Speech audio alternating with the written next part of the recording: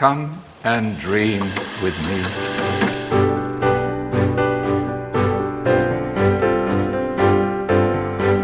Hello and welcome to What Do You Want to Watch, the Explosion Network's premier media podcast. Every fortnight we get together to talk about movies, TV, online content, and a very occasionally live theatre, and help you answer the question, can you believe it's really been 1 year since Quibi launched? Rest in peace. I'm your host, Ashley Hobley. Joining me today, Dylan Blight. Can you believe? By the way, did Quibi really launch a year ago? 6th of April, so it's been. So how long did it last? Like 9 months? Technically, they technically shut it down. No, they announced it October. I want to say, yeah, October 21st. They announced it. It was shutting down. They officially shut it down around December 1st, and then Roku picked up the library on 3rd of January this year.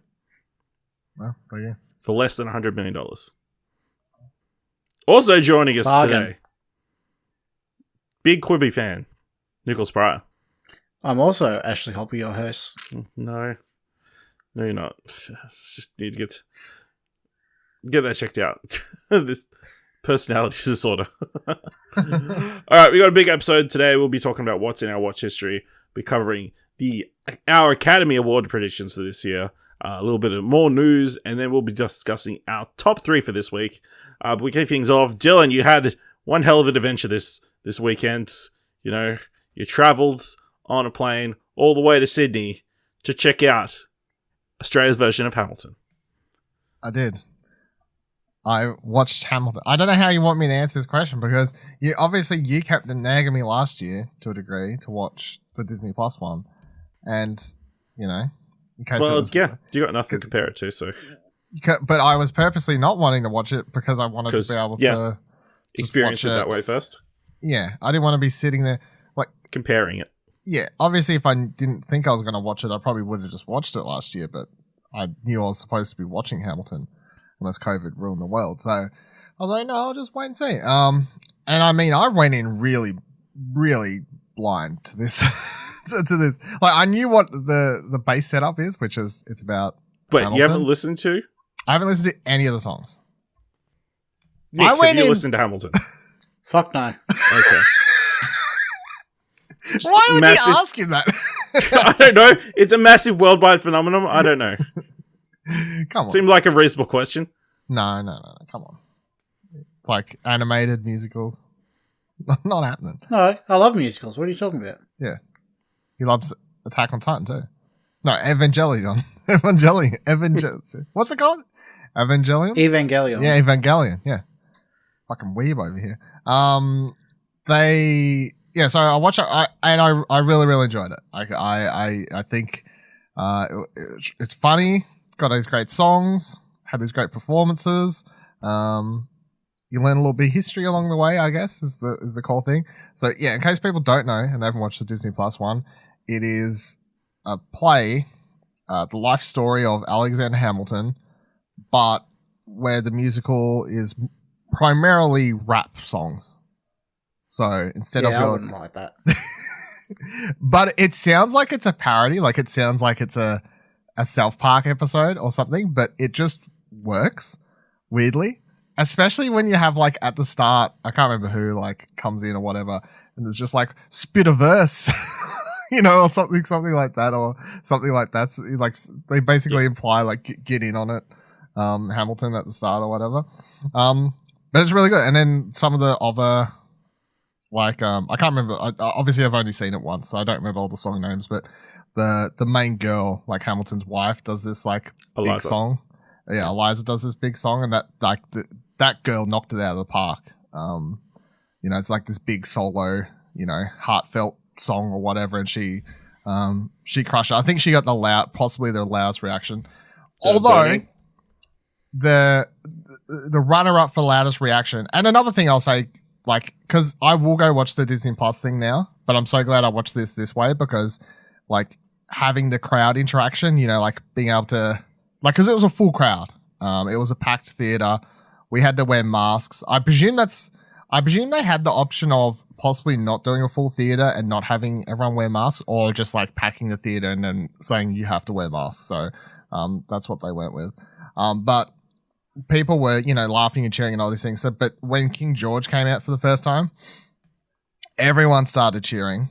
Because obviously you could tell the audience had watched the Disney Plus thing, or that this is their second or third time watching it live for all I know. So he first appears on the scene, everyone starts cheering, and then when the crowd stopped cheering for a moment, King George put his hand up and was like, "Do it again." So then the crowd started cheering again. So he was a big crowd pleaser, and definitely had, I guess if you've watched the Disney Plus thing, he has a lot of the funnier parts throughout it. But no, it was really, really good. I think it was well worth the trip, and I will be watching the Disney Plus one sometime in the near future. I didn't want to smash it out the night I got back, just sit on it for at least a couple days or a week or something like that before I go watch the OG one. But no, I do think if you have the ability, if you're in the Sydney area or whatever, and you can travel down and watch it, I do think it was well worth the price of admission. I had a great time. Yeah, I've been seeing a bunch of people going on Instagram and stuff, so I think, some people I knew even went the night you went, so yeah. Damn, small world. Small world. Was it Dylan? No, it was Dylan's friend. What's his name? Sam? I didn't know. Sam went. Yeah, that's it. Oh, by the way, that was my test, right? So what was Sam's opinion? Yeah, because I went because he'd been nagging me. He's been a Hamilton, he listens to the soundtrack nonstop on Spotify. He's a Hamill fan. Yeah, he's a Hamill fan. And we walked out, and he goes, "What do you think?" And I went, "I really, really enjoyed it. I thought it was great." And then I went, pause, you take a breath. I'm like, "But you need to tell me you liked it, because if you say it was shit, this whole trip is fucked." And he said, no, he said he really, really liked it. He had a small, I wasn't sure about this person at first because they weren't exactly like the original, but he said they grew on him by the end and all. He had a few bits and bobs or whatever. But I put the ultimate question of him, if he was back in Sydney, would you pay to go watch this again? And he said yes. So there's the seal of approval from the one Hamilton fan I know. Yeah. Were they singing with Australian accents? No, I don't know. They put on accents the French dude. Well, I can't remember the character's name. He has a French accent. He has a French accent. Hamilton is I wouldn't call it super American, but it's definitely not Australian. Not Australian, yeah. So. It's kind of neutral unless they were they had to sound French like that dude did. So, yeah, cool. All right, let's get this out of the way quick because I know Nick's not a huge fan of this. WrestleMania 37 happened last weekend. Over the 2 nights. Dylan, what were the highlights and what were the lowlights? Highlights, the final match, I guess the triple threat was great, and then night one, I'm mental blanking on Bianca Belair. Yeah. Yes, versus Sasha Banks. That was probably the runner up for me.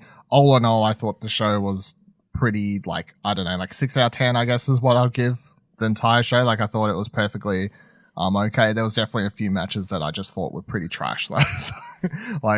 And I don't know if that's because I'm not a WWE person. I just watched it because it's WrestleMania. But Randy Orton versus The Fiend, I was like, this is absolute fucking garbage. I don't know how anyone is finding this fun. This is stupid. And then a few other matches, I was like, this is not good and whatever. That's just me being an AEW fucking super fan, I guess. Take it how you will. 6 out of 10. There's my ranking. Is it normally over 2 days? No, it was 2 days. They started 2 days last year because it was the first one they did without a crowd because of COVID, so they stretched it to 2 days. Okay. This was the first show. The last thing I'll say with an asterisk to this was the first time they had crowds back for WWE, and it was quite a few people there. Quite a few people not wearing masks as well, but I mean, that's a whole different topic. They could be vaccinated. Let's not. Even though they should still be wearing masks. They should be wearing masks. It's an outdoor event. They're in their seat, which is technically what they're doing here in Australia. Yeah. I will say that, it was good to see, I guess. You could tell that the talent was happy with the crowds there. You could tell that the wrestlers who have been wrestling without people for so long were, that was kind of getting to them. And, even in the Sasha Bianca match, the fact that they sort of broke characters for a moment there and nearly started crying in the middle of the ring and then, sort of whipped themselves back into their characters, I thought that was, a great moment. So, but yeah. Cool. It was a good time. Again, the 2 main events were the highlights of the weekends. It was just nice to see the big spectacle again, I think. Just seeing massive big openings, so much pyro. Like I'm sure the pyro business has been struggling the last couple of years without these big events. So they spend seeing Logan Paul get fucking take a cutter or whatever it was pretty great. That was pretty great. Yeah. Wait, he was in WrestleMania? Yeah. They usually have celebrities show up because it's WWE, so he showed up. Would you really consider him a celebrity though? Yeah, he is one of yes, he would be bigger than most celebrities. So yeah, he took a cutter or whatever, but then when they cut the camera back to him, you could just hear him slightly go, "Why?" It was like the most like C-level grade acting. I'm like, why would he do that to me? I'm like, I don't care. Yeah, it was pretty good. But yeah, the Randy Orton Fiend was disappointing. Even though it was, again, that was a cool spectacle. Like they like set it up really good, but look, I'm all for spectacle. It wasn't a setting. Payoff. It was a stepping stone, not a payoff. Which I think was fucking WrestleMania, dude. It's not Raw or SmackDown or whatever. Yeah. So, cool. So moving on. So I've checked out the first 2 episodes of the new HBO TV series that's currently showing on Foxtel and Binge here in Australia. The Nevers. So this one's notable. This one's notable because it is created by Joss Whedon. He has left the project since. He dropped out pretty fucking fast, apparently. I don't know. He dropped out in November. I don't know when they started filming in July. I don't know how far they got into filming. But yeah, I think he directed the first 2. He's got. So I'm looking at the episode count. He's directed the first 2 episodes and the 5th episode. And the season is broken up into 2 halves due to production reasons. So it'll be 2 6-episode runs. So the series is about a bunch of people in Victorian England who have superpowers. It's very much it very much feels like X-Men, but set in Victorian era England. So Marvel Noir. Not quite that far. I think not noir at all. But very much that, even to the extent in where there's this orphanage that takes care of these people called the Touched, who have gotten abilities, and the person who owns or like financially supports the orphanage is played by Olivia Williams, a rich old spinster who is in a wheelchair. Yeah, original. So, but yeah, I'm really, it's 2 episodes in. It's not fantastic, but it is enjoyable. I'm especially liking Anne Skelly plays Penance, a young girl whose ability is like she can see electrical patterns or whatever, but mainly she just invents cool shit. Like she invents like a motorized car, like that shows electric. up. Like, do you mean electric car? No, yeah, what? Electric car. Yeah, that kind of thing. Yeah, she's really good. She's really charming and that kind of thing. Most of the people who have like have the powers are like women, so it's very women focused. But Joss Whedon's a big feminist, I heard. Yeah,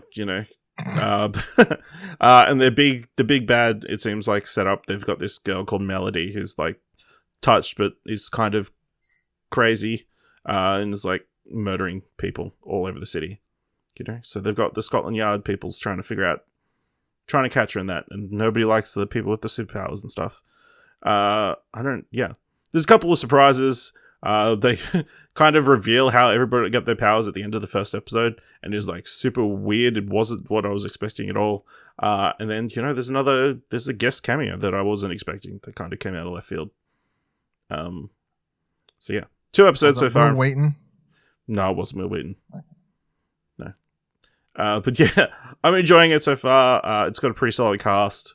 A lot of people you might have seen in other places before. But yeah, 2 episodes in, I'm liking it so far. So yeah, it's hard to go if you loved other things by Joss Whedon, because he's just not in anybody's good graces, and probably likely won't be anytime soon. So I imagine it's just as difficult as it is for them to promote the show. It's difficult to recommend the show. I don't reckon Ray Fisher's watching it. Probably not.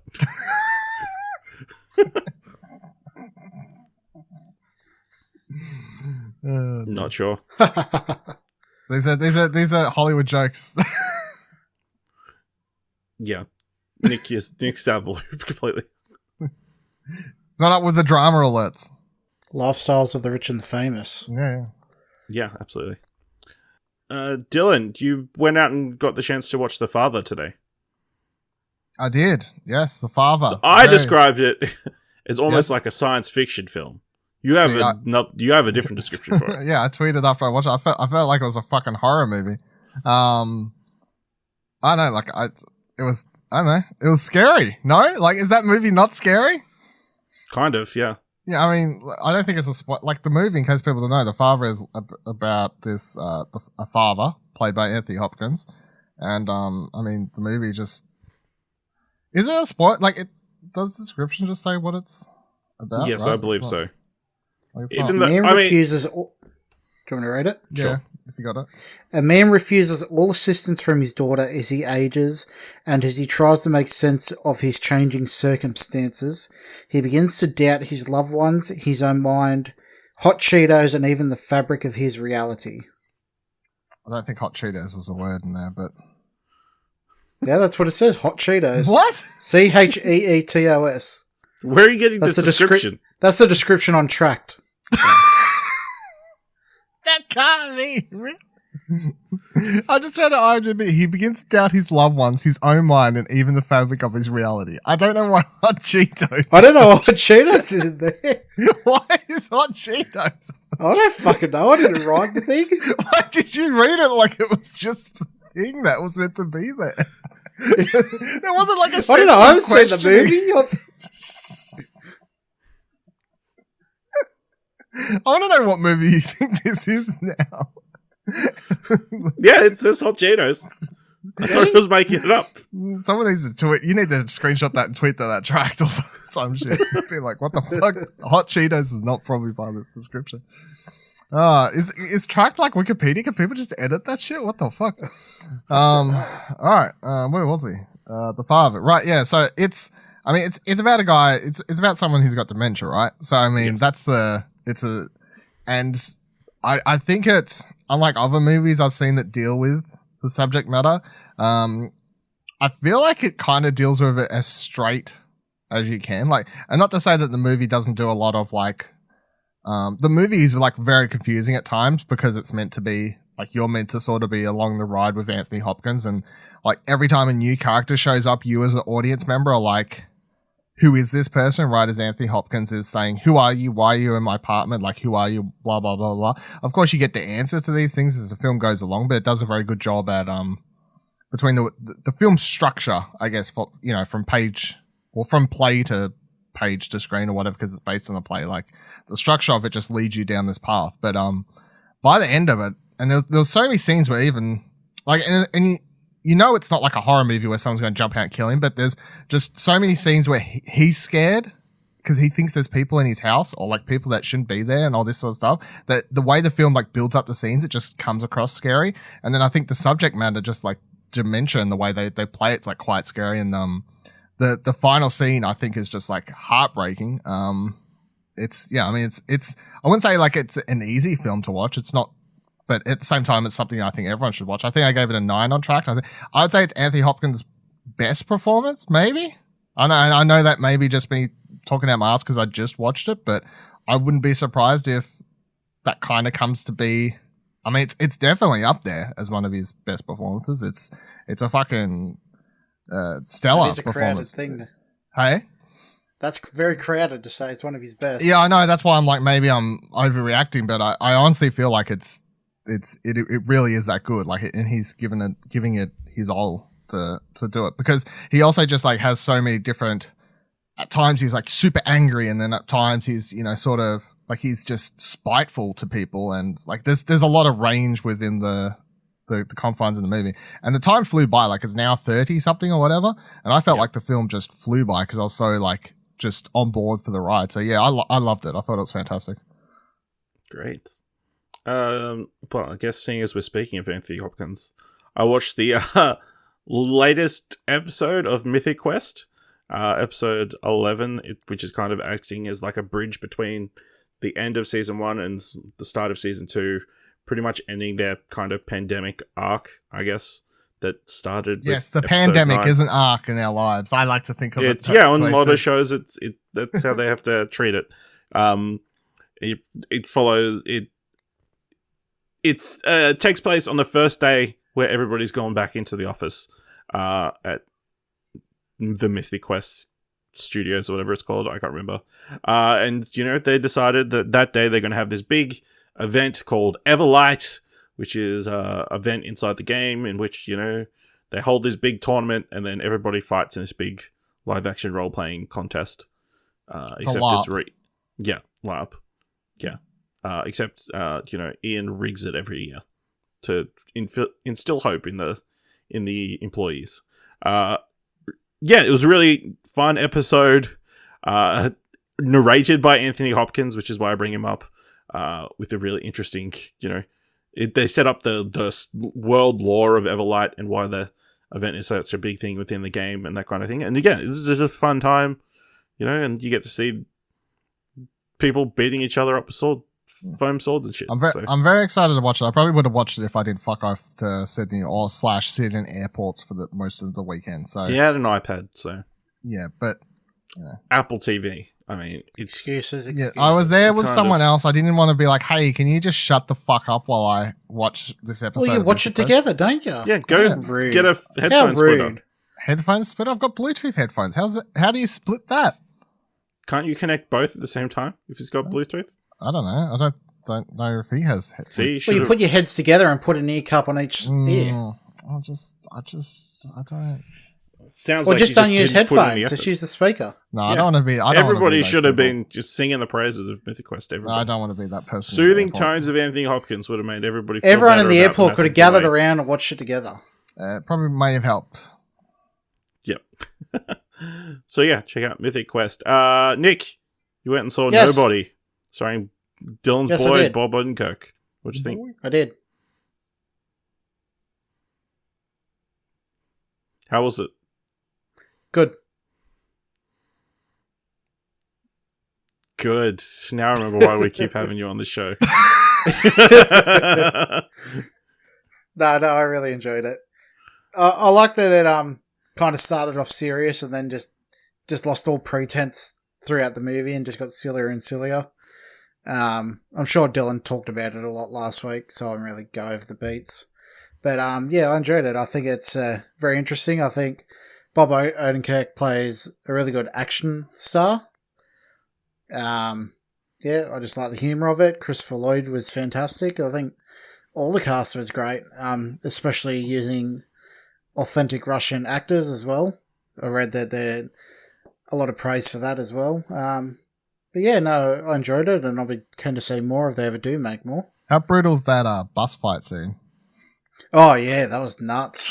It's fucking intense. Yeah, it's very full on with the action. Yeah, you can tell that there was the same kind of people behind John Wick into this. But it's like that scene's like very brutal and sort of grounded, and then by the time you get to the last fight, it's literally just I've been describing it as Home Alone. So yeah, well that's it. Basically, walking around just like I said, it just kind of loses all pretense of what it is and just becomes balls to the wall kind of silly action. All right. Speaking of things that are brutal, Nick, you watched The Stand, the latest adaptation of Stephen King's work. Big fan of the book. You know? Yeah, don't bother with this show. I'm surprised you finished it. Yeah, so am I actually. It's not great. So with The Stand being so long and so many characters, it's almost like a Game of Thrones level of characters. None of the characters in 9 episodes really have any sort of character development, and then they don't really tell the story properly. Like, they started halfway through the book and jump back, and because a lot of the development of the characters is the journey to where they get to the point where they start the show as well. And yeah, I mean, Alexander Skarsgård was really good, James Marsden was good, but the actress that played Frenny was fucking awful. I think it's the worst performance I've ever seen. I can't even stress how bad her acting was. I'll have to look it up. She's an Australian actress too. Oh no. Oh no! Yeah. You sure she's not a Kiwi? No, she could be. We could disown her. Odessa Young. Odessa Young. Yeah, I don't even bother watching this, whether you're a fan of the book or not. It's Hey, not I worth liked your her time. in Assassination Nation. Well, she may have been good at this, but she was fucking awful in the stand. Mm. All right. Well, I guess the question everybody wants to answer: The Stand or Dark Tower? Which was the worst adaptation? Probably the Dark Tower, because I was looking forward to it more. Okay. And I guess with the stand, there's already a half decent adaptation, so it doesn't really take it away from that. Okay. Good to know. Good to know.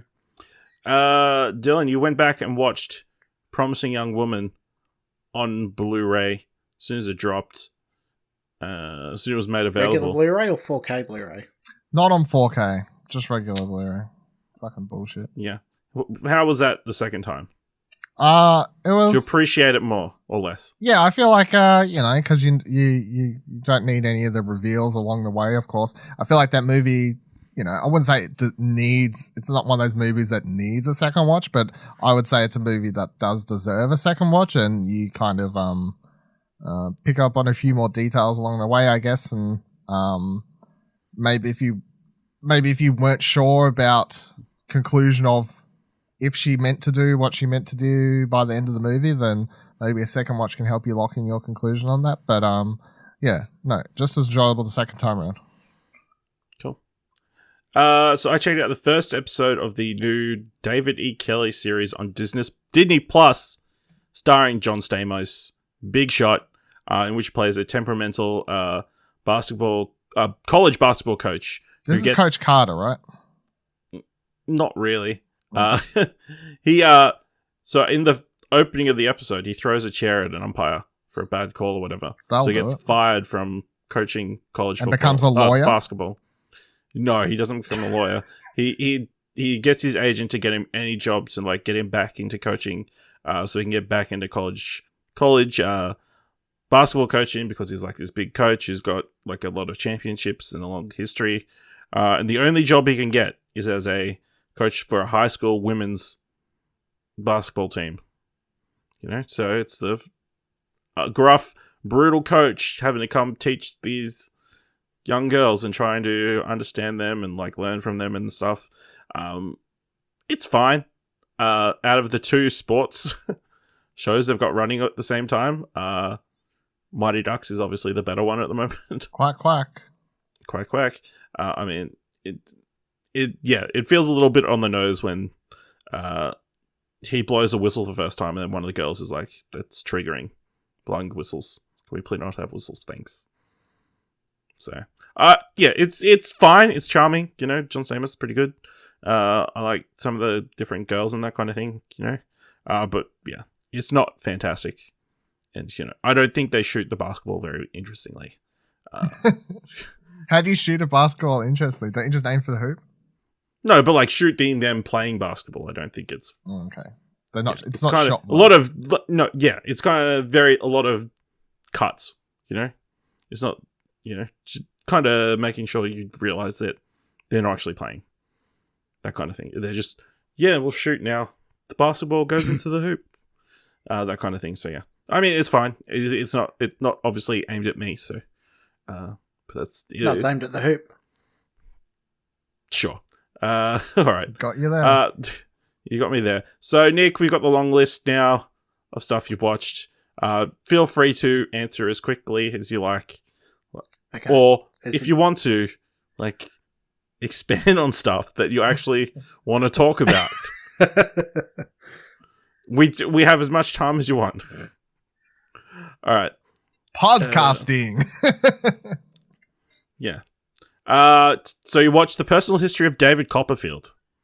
Yeah, I was real keen to see this one. I don't think it came out in cinemas locally. Because it's from your boy. Yeah, I can't even pronounce his Amani name. Iannucci, I want to say. Yeah. Yeah, I'm starting to think maybe I'm not as a super fan as I thought I once was. Because I started watching Veep. I didn't really like that. To be fair, That's the- Veep's just basically an American version of and I didn't really Think of like it. his sci-fi On the show top. either. Avenue 5 or whatever. Yeah. Yeah. The most succinct way I can describe this movie, it feels like a Wes Anderson movie that isn't as well done. That's fair. It's very, like, it's the same kind of wackiness and sort of the way it's shot, almost like a stage play at times, and the way it's acted and that. Like, I mean, it's enjoyable to watch, but it's not anything to write home about. Yeah. At the same time. And I'm assuming you've never read the book, David Copperfield. No, No, I okay. haven't. So- I don't think I've read anything by Charles Dickens. Allegedly, or not You never allegedly, read Moby it's Dick? supposedly meant to be like an autobiography of sorts of his life, in a way. Cool. But yeah, like, it's fine. I think I gave it a 6. Then you checked out the inferior of the magic films that came out in 2006, The Illusionist. Yeah. I saw that on, I think it was, I don't even remember what it was on, but I've been meaning to watch it for a while, and I wish I'd waited longer, to be honest. Especially when it's can't help it be compared to the Prestige. The Prestige, yeah. I mean, it's the whole movie is meant to like it tries to beat you over the head that he's not actually magic, that he's just using illusions, but at the end, none of the illusions he does are explained in any sort of real way to make it like you're left thinking it was magic when it wasn't. But yeah, I don't know. It was like a romance story wrapped up in a political intrigue and stuff like that. It's, yeah. If you can watch that or Prestige, definitely watch Prestige instead. Cool. Then you watched the series Behind Her Eyes on Netflix. Yeah, Stacey wanted to watch this one. It was quite interesting. It's, even though it's 6 episodes, it's a very slow burn. It's about a receptionist who like has an affair with her boss, who's a psychiatrist, but at the same time she becomes friends with the boss's wife, and you can tell there's something really weird going on with their marriage, and she gets involved and whatnot. And I can't really talk about it without spoiling it, and there's a big like things not happening that you don't realize later on in the series.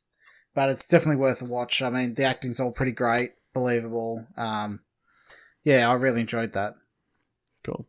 So last time you're on, a film that you're very excited to see was Synchronic. Did live up to your hype?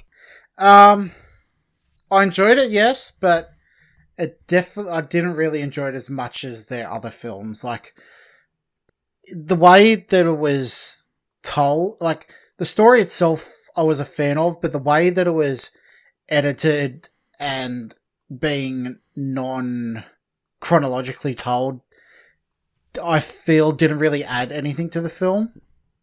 Like, I know you saw it too, Dylan, and what did you think of it? I liked the sci-fi premise. I felt like it took Yeah. way too long to get to that, Yeah. and I would have much preferred if it got to spoilers, well, not really spoilers because it's the premise of the film, but like him taking these pills and jumping through time to random places. Like if Yeah. it got to that earlier, I feel like the film would have been a lot more fun. But it takes like 40 minutes of just, and the 40 minutes is just like, because the film's supposed to be like darkly serious, you know, like fuck, Yeah. like you know, like there's a lot of serious themes happening. Like it's just 40 minutes of making you feel like shit to then be like, here's an interesting idea.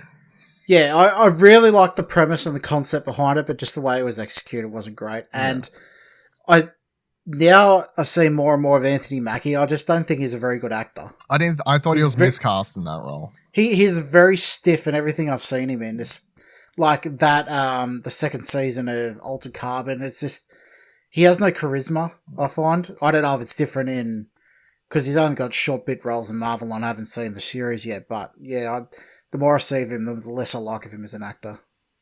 Jamie Dornan was pretty good in his small role in that though. Yeah, he was. Just for the part anyway. Okay.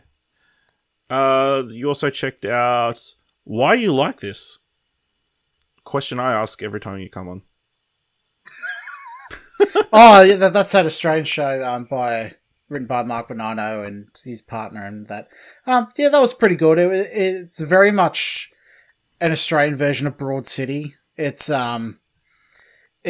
just parodying like inner city Melbourne people, like taking the social justice thing, but like really taking it over the top and putting it into situations of, I don't know, like making a joke of it and whatnot, and just making fun of, I guess not making fun, but like playing it up for comedy of depression and I guess modern day kind of inner city people. I mean, it is fun to watch. I enjoyed it, but I can't see myself re-watching it. Is it all done? I thought it was still airing.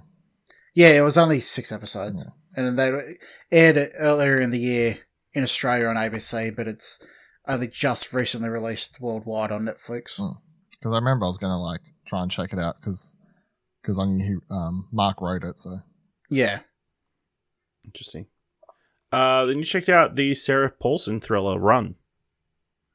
Yeah, I quite enjoyed that. It was about a girl who was born premature, I think, and her mother keeps her locked up inside, and she's like has no freedom in a way. But then you start to find out maybe it's her mother that's causing all these problems. Like she starts to find out that she's been given tablets that are meant for dogs to like to put all these conditions she has on her to, like, I think it's Munchausen syndrome or something like that, where the people make them sick for their own benefit in a way.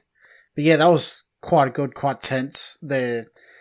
It's done really well, especially for the vast majority of the film is shot inside the one house and really only 2 actors. Like they have great chemistry together, the way they played off each other. But yeah, it was quite enjoyable. I remember when I saw you pop up on Trakt that you watched it, and I was like, oh yeah, that movie. And then I looked it up and saw that it just come out Netflix or whatever. I was like, fuck, I swear I watched the trailer for this like 2 years ago, and it only just I had not known anything about it until I come across it looking for something to watch. Oh really? Yeah, because I remember watching it. I was like, maybe it was a COVID thing where it got to, I don't know. Like, yeah, it was definitely a COVID thing. I remember writing a bit on it. So yeah, I also believe that the actress that plays the daughter is actually a paraplegic, maybe. I think I remember reading that at some point. Well, I could very well be just making it up. I think I remember reading something about that. No, she was diagnosed with multiple sclerosis, and she's in a wheelchair. Yeah. So yeah. Well, that's good that they at least cast someone, I guess, yeah. Somebody, yeah. So, Nick, you continued your way through the Lars von Trier filmography. You watched Melancholia. Yeah, it was an experience. which all of them are, really. Yeah, but I was about to say. I guess of all the ones I've watched this... Do you want to try and explain the plot of this? From what I took away from it, it's about depression. It's like in 2 halves. One half is about Kirsten Dunst.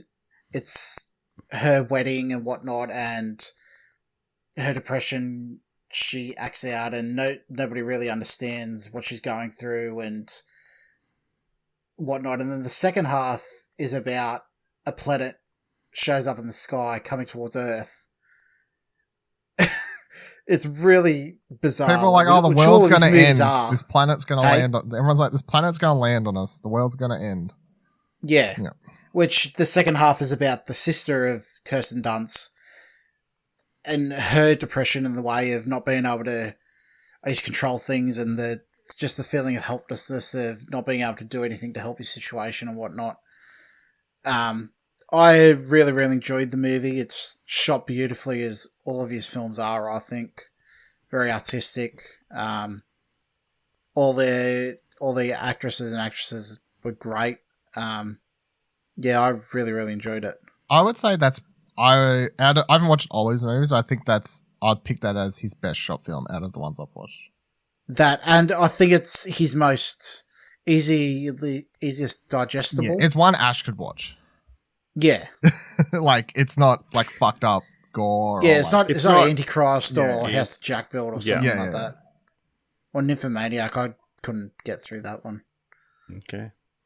Then you also continue your way through another one of your favorite directors' filmographies, Ben Wheatley, and you watched Kill List. He's. Oh yeah, he did that fucking stupid. Did you only just realize you didn't realize when you watched it? The joke is he directed A Field in England. Yeah, which is a... Yeah, yeah. I remember when we but- watched A Field of England, I said you should watch Kill List because you'd probably like that one. So now Yeah. I'm intrigued to hear. I'm thinking of. We'll get into that in a Free Fire second. or whatever. Yeah, yeah. I really, really enjoyed that. It reminded me a lot of Hereditary, in a way. Just like forces that Hereditary. Is it and, just because of the ending where it suddenly just like goes No, off not the deep only end? that the way that a group of people can manipulate your life in a way that you don't know or have no control over, and then it ends up when you find out there's nothing you can do about it. You just basically, I guess, whimsy to their whatever they want. For people who don't know, Kill List is on paper a movie about a hitman. Like, Yeah, on paper. basically, yeah, a hitman. I believe at the beginning of the film he's out of the game or doesn't want to do it. He's out of anymore. it, and then from memory, he needs the money, or someone like ropes him back Yeah, into it or something. there's a lot of marital problems with him and his wife because he's not getting work and whatnot. It's like one last hit, and of course it all goes Yeah. wrong. So And there's a particular scene where they have a dinner party, and that was really uncomfortable to watch because of how well it was acted. see They that get main drunk guy, and yeah, that's the movie. So I watched that, and after I watched Kill List, I'd seen Utopia, the original one, and he's in that as well, and he's playing just Okay, as yeah. an off kilter sort of character in that. And I was straight away like, this dude's fucking great. I hope he starts appearing in more stuff. And then his one sort of Hollywood break was he was in the Guy Ritchie King Arthur movie. yeah. He was like in that, and I'm like, haven't seen him come back. I'm like, fuck, but he's so good. More people should hire him. Yeah, no, it was really good. I think it did really well. Like, it was done great, especially with, I guess it was low budget, I assume. Yeah. Yeah. That was like one of Ben Wheatley's first movies, I think. First or Yeah, second. $800,000. Especially when they go on the tunnels at the end, the claustrophobic and it was fantastic. Very unsettling. Cool. So then you also watched, as you mentioned, his other film, Free Fire. Yeah. I enjoyed this one too. It's basically two groups of people meet in a warehouse and have an arms deal, and then it eventually goes south. Would you call it a superstar cast? I think it would be. I haven't watched it yet, but yes, I would say it is. Oh, you haven't watched No. it? Okay. But I know Well, it's got Brie Larson. Yeah, and, Charlton Copley, Armie Hammer, Yeah. Brie Larson, Cillian Murphy, Jack Renner. Yeah. It's fantastic. Like, all the characters are like extravagant, I guess. Then the humor of the interaction between the two, like, it's a dark comedy. It's the interaction between the two and the way the firefight pans out and what happens throughout. I thought it was quite good and funny. Whether you can get over seeing Armie Hammer in it or not is another thing. But Yeah, I mean, you did watch it right after we explained the story about Armie Hammer, so... yeah, but Oh, that's right, he did too. Because we finished recording that one time, and then saw on Trakt the next day and watched it. I was like, how did we explain the Armie Hammer stuff? And then Nick goes, oh, fuck, might watch an Armie Hammer movie.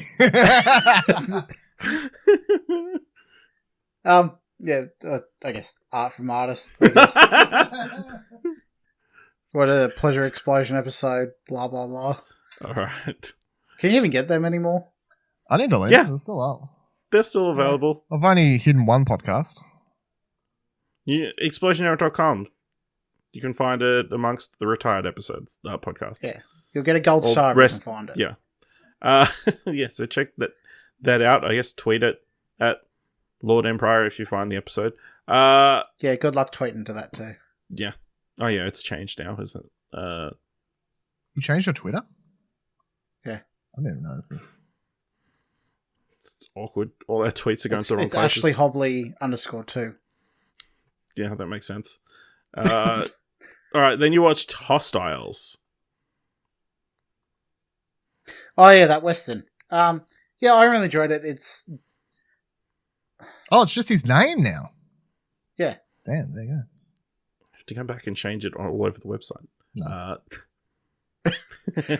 Yeah, it's Christian Bale. He's a colonel or a captain or whatever in the American Army, and he's notorious for being really hating Native Americans and I guess brutal crimes against them. And he gets given this mission of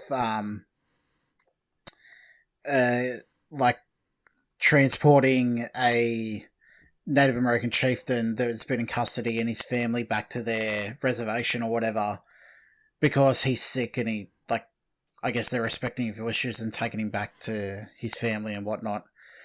And just basically the interactions between them and his crew with the Native Americans, and learn to overcoming their differences and respecting them in the end, and encountering things along the way of, I guess, other people trying to do whatever to them. Yeah, I enjoyed it. It was fine. I wouldn't really say it's a great Western, but it's very serviceable. Okay. Then you check out the Nicolas Cage film directed by Andrew Niccol, Lord of War. Yeah, I had been wanting to watch this for years, but haven't been able to find a way to watch it purely because... Really? Yeah, purely because of the intro sequence. I see that all the time on YouTube as one of the best done intros or whatever. Yeah, it was interesting. Nicolas Cage was fine. I think, what's his name? Jared Leto was very large in his role. Yeah, that's his So, role. Jared Leto. Jared Leto. Yeah. What did I say? No, I'm not saying that's what Jared Leto does. Yeah. That's... Oh, yeah. But more so, I guess, because he was putting on an accent as well. Because they're meant to be Russians or Ukrainians or whatever. After the fall of the Soviet Union, he becomes an arms dealer or whatever. It wasn't as great as I had hoped it would be. But yeah, it's fine. I wouldn't really seek it out unless you're a Nicolas Cage fan. Okay. You checked out the film The Magician, starring Scott Ryan, Australian hitman. Oh yeah, that's I guess the prequel in a way, or what the TV show Mr. In Between was based on. It's the same character. Okay. It's a mockumentary. It's basically a student documentary maker, and it's like a hand cam thing, just following him around, interviewing him, and doing different things. It was a rough watch because it was extremely low budget, and you could tell it was, I guess, a student film or one of a really early film made. It was interesting to see where the character come from and how it was expanded and improved upon for the series, but unless you have an interest in that, I wouldn't really suggest seeking it out. Okay. Then you watched The Imposter, a documentary. Oh yeah, that Yes. was crazy. This is from the director the of... dude that did American The Animals or whatever. Which you can listen to our spoiler discussion in this podcast feed. Yeah. I thought it was going to be the same in the way that it was interviews and, I guess, played out by actors, but no, this was a pure documentary just done via interviews. So it's about I think he was French, and he had a history of impersonating lost children on the street or whatever. And he gets picked up by the Spanish police, and he says that he was abducted as a child and he's escaped and he's on the streets of Spain, and he said he was from America or whatever. And the name he gave, they found a family and a matching description for this guy.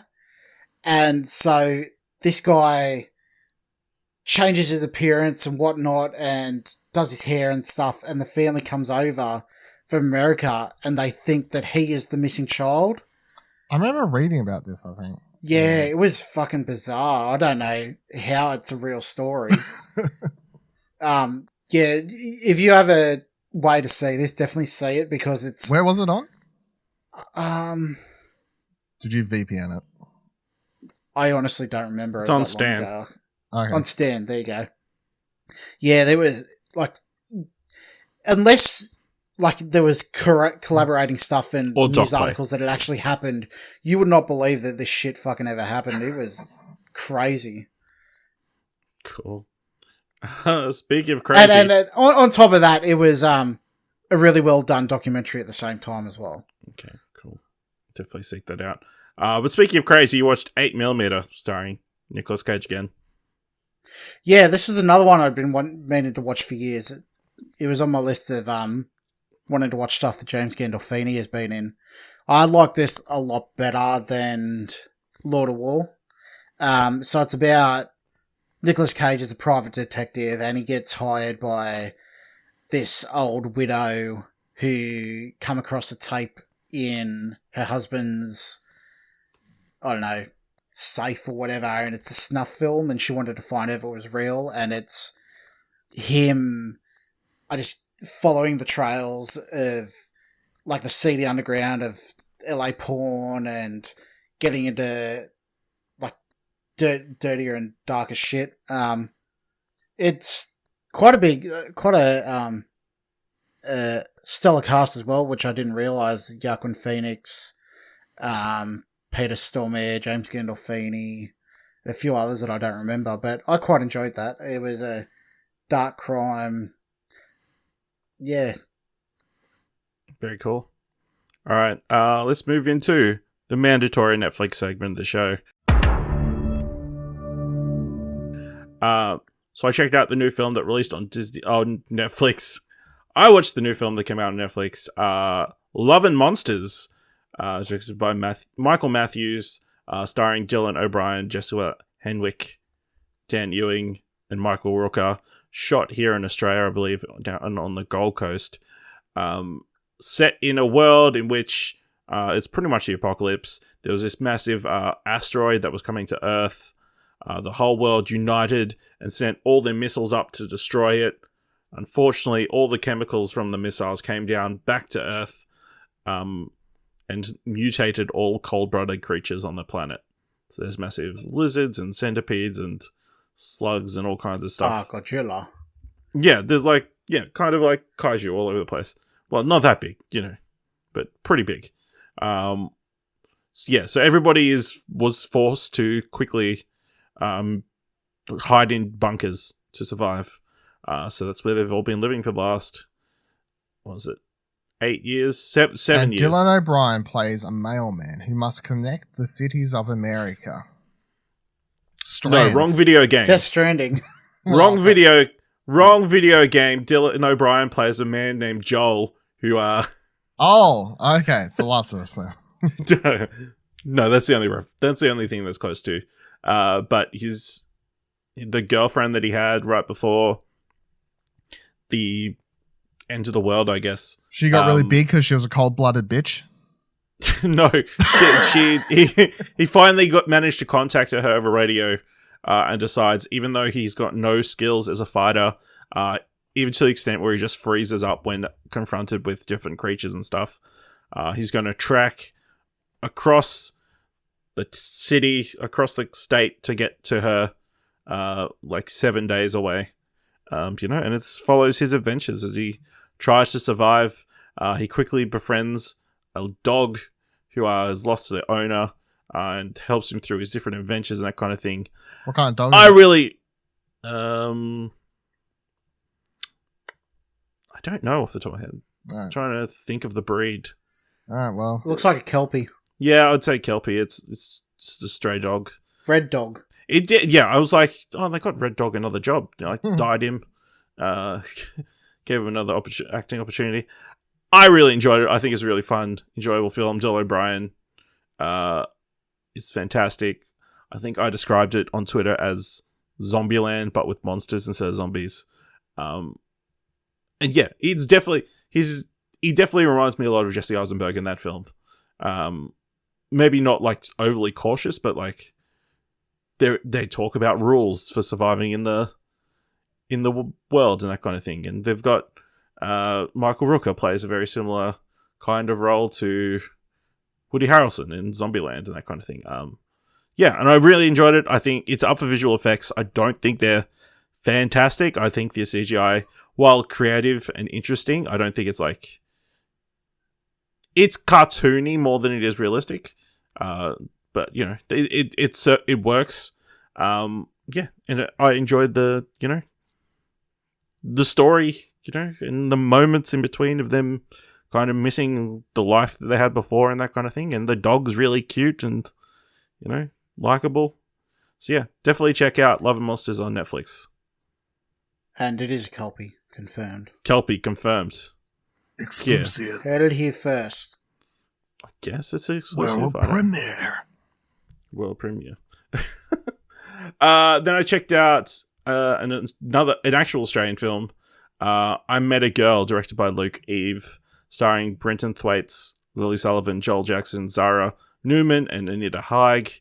About a aspiring young musician who unfortunately suffers from schizophrenia, who meets a girl, but she disappears the day after, and then he believes that she's moved to Sydney, so he makes his way all the way from Perth over to Sydney,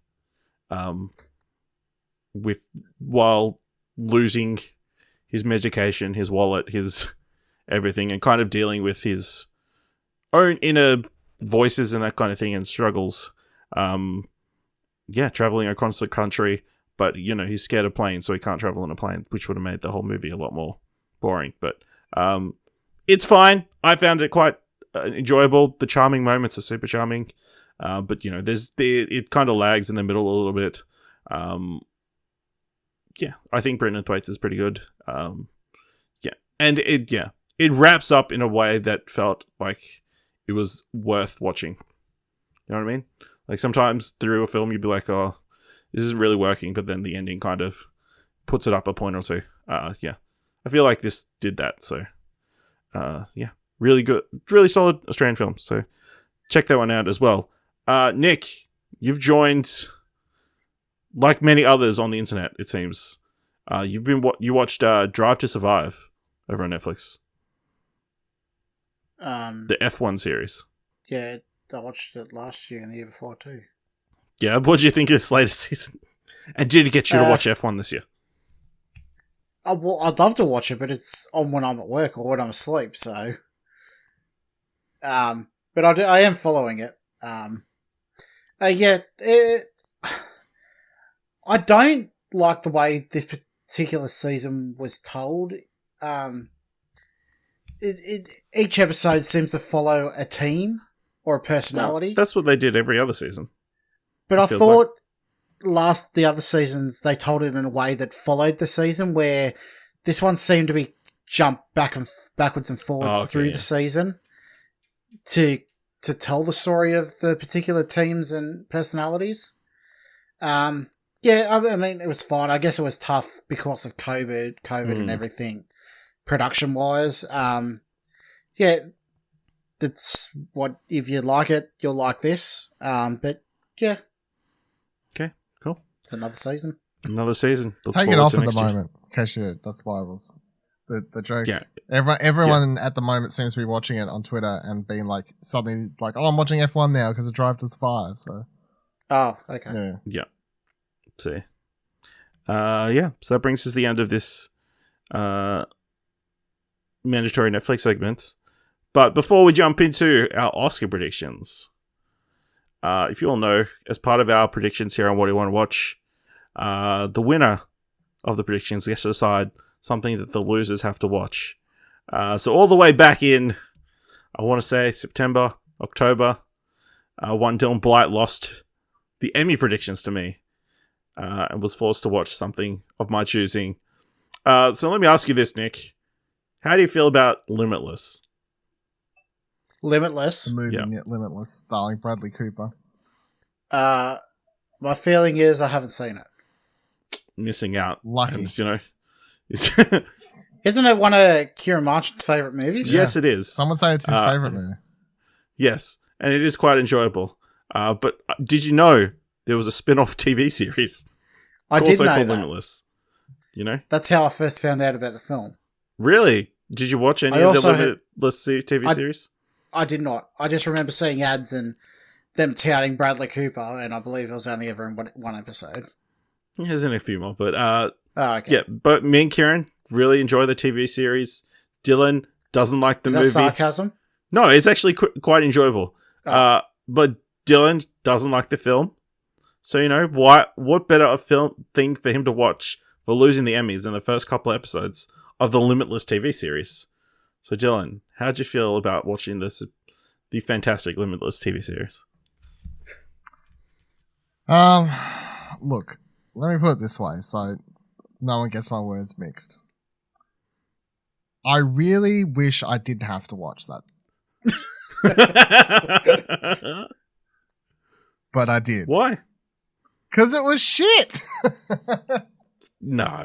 The main guy sucks. The storyline's stupid. The pilot episode is literally just like, man, that Limitless thing, we had a really great idea there, but it didn't make enough money at the box office. So now we're just going to like tell the plot of the movie, but faster and change a couple things so we can get to set up this new character within the universe. And while Bradley Cooper's here, and then you go to the first episode and like tonally and editing and everything else wise compared to the pilot, the first episode is like nothing like the pilot. They're doing like all this like, oh, one day I woke up with superpowers and now I'm fucking like, it kept doing like this inner, I don't know, it was stupid. I didn't like it.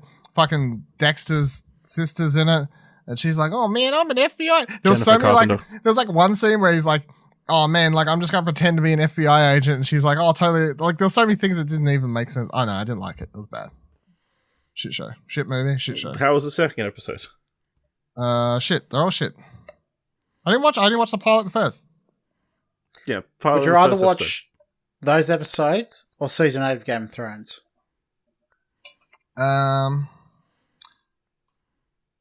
Can I rewatch Game of Thrones with the 4K Blu-ray to see if it improves the darkness of episode 4? No. Broadcast. Game of Thrones.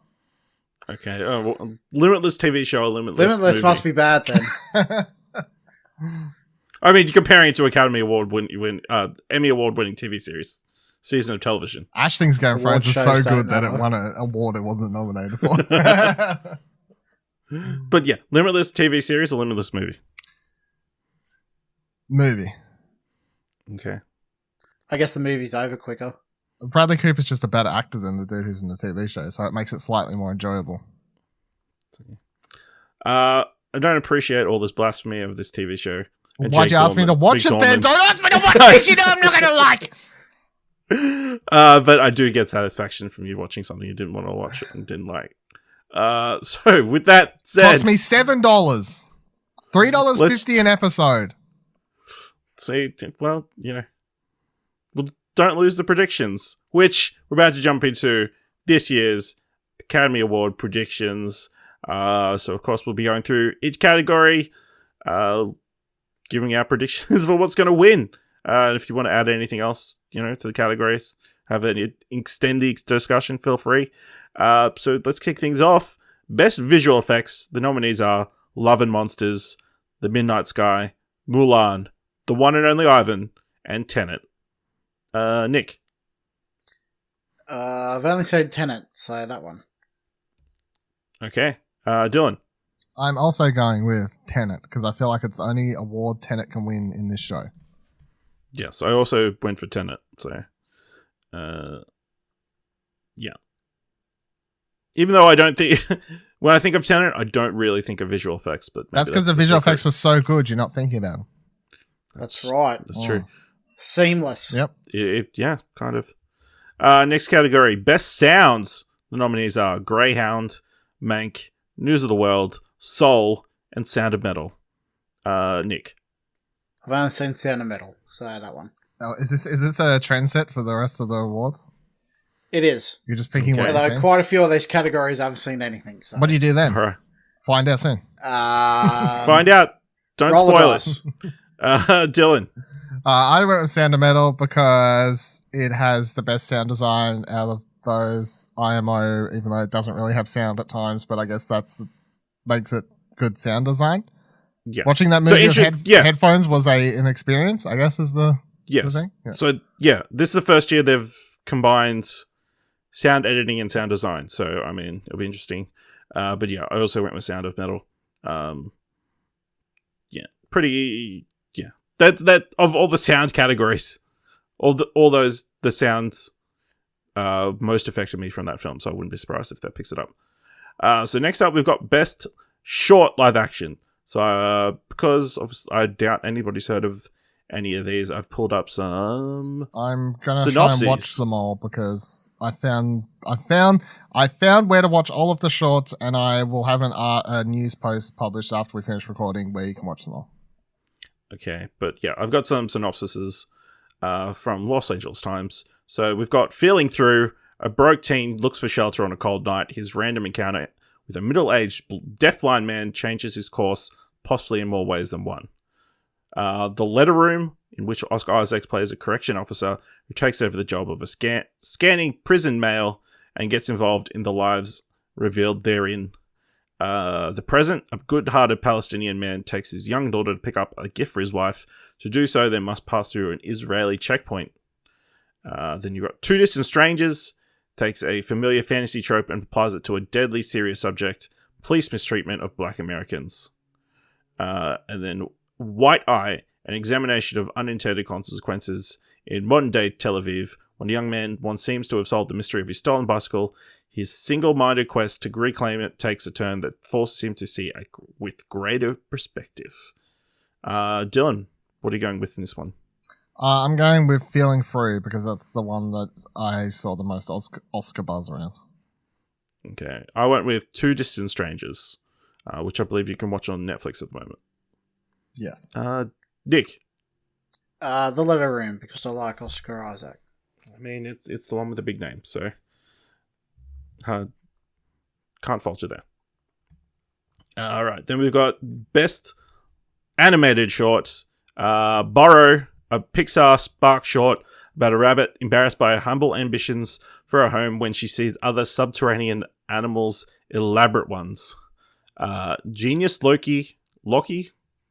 The film synopsis describes finding a moving oneness amid an urban chaos, but the film feels like something else. It seems to delve into the growing disorder of an afflicted mind. If anything happens, I love you. They say the emotional knockout of the slate. It's an examination of the grief and how it can be toxic, and it riffs off events ripped from the headlines without settling on one actual incident. Opera, an animation installation project, a 9-minute day-night cycle depicting countless tiny humanoid figures executing socio-economic roles in something like a human Rube Goldberg machine. The film is meant to be projected on an infinite loop. And then Yes People, a charmer using almost no dialogue other than an Icelandic yes, spoken by different characters for different reasons. Dylan, what'd you go with here? So I'm going with If Anything Happens, I Love You, and that one's on Netflix, and that's also would be my personal pick because I did watch all of these. And my personal order would be If Anything Happens, I Love You, Opera, Borrow, Yes People, and then Genius, Loki or Loshi or whatever. If Anything Happens, I Love You. Like it's really fucking good. It's like 6 minutes. It's on Netflix if you've got it. I can't say why it's so good without spoiling it, but like when you reach like the halfway point and you're like, I kind of know where this story's going, and then like it really just like hammers home. Like it's a really like story that like very testament to now like something you should watch now. Opera, Nick would probably actually get a kick out of. Like it is very much like the cogs in the machine. And I like the way they present it. Like it's a short animated film that doesn't actually have a narrative. Like it is literally sort of like a moving art piece, this pyramid of literally people and, up the top and down the bottom. And yeah, your eyes kind of get fixed to it because there's so much happening on different parts of it. And you could just watch it again to see, like, try and spot different details. Yes People I didn't find particularly funny. Borrow's just like a 7 out of 10 Disney short, so like it's fun but nothing special. And that Genius Loki or Loshi or however you're supposed to say it, I think it's French or whatever, that is like super arty farty and like I have nothing against that, but I couldn't get it. I didn't understand it and it just wasn't working for me. Yeah. I also went with If Anything Happens, I Love You. I think I talked about it on an earlier episode of What Do You Want to Watch? Fantastic short that, yeah, like Dylan said, everyone should check out. But Nick, what are you going for? Opera. It sounds the most interesting to me. Shocking. All right, next category. Best Production Design. The nominees are The Father, Ma Rainey's Black Bottom, Mank, News of the World, and Tenet. I'm going for Tenet. Nick, what have you got? Tenet. It's the only one I've seen. Dylan, what one are you going in for? I'm going with Mank. Interesting. All right. Next, Best Original Song. Nominees are Fight For You from Judas and the Black Messiah, Hear My Voice, The Trial of the Chicago 7, Husavik, Eurovision Song Contest, IOC Scene, The Life Ahead, La Vita Davanti a Se, and Speak Now from One Night in Miami. I'm going with Husavik from Eurovision Song Contest. The only one that's actually takes place in the movie. But Nick, what are you going with? Is that Eurovision Song Contest like just the contest? Or is there a movie called Eurovision? It's a Will Ferrell movie with Rachel McAdams it's a comedy about Eurovision. Like Blades of Glory? Yes, very much like Blades of Glory. Yeah, that one, I guess. Dylan, what are you going with? I'm going with Speak Now, One Night in Miami. It's a really good song, and I know. I'm going. I don't think it needs. Obviously, it doesn't need to be in the movie for it to win. That previous years have shown that that's not necessary. So, I mean, yeah, I feel like it's 50-50, but yeah. All right, Best Original Score. The nominees are Terrence Blanchard for The Five Bloods, Trent Reznor and Trisha Swartz for Mank, Emil Mosseri for Minari, James Newton Howard for News of the World, and Trent Reznor, Trisha Ross, and John Batiste for Soul. Nick, what are you going for? The Five Bloods. I've only seen that one. Okay. Dylan. I feel like this should be obvious, but Soul, Trent Reznor, John Batiste, or... Yes, I'm also going for Soul, the Explosion Network's #1 score of 2020. So, next category. Best Makeup and Hairstyling. The nominees are Mara Rainey's Black Bottom, Emma, Hillbilly Elegy, Mank, and Pinocchio. Dylan, what do you got? Ma Rainey's Black Bottom. Haven't seen it, but I presume I'll flip the coin between that and Emma, but I presume Ma Rainey's is better. Yeah, I went with Ma Rainey's Black Bottom purely because of Viola Davis's transformation. Very much in the vein of who was it? Was it the Dick Cheney movie last year? Vice. Yeah, Vice. And then you had the one with Gary Oldman as Winston Churchill. Darkest Hour. I believe those were the last two winners. So very similar. Not overly prosthetic, but I feel like very similar to that. So yeah, Ma Rainey, pick it up here. Nick, what are you picking?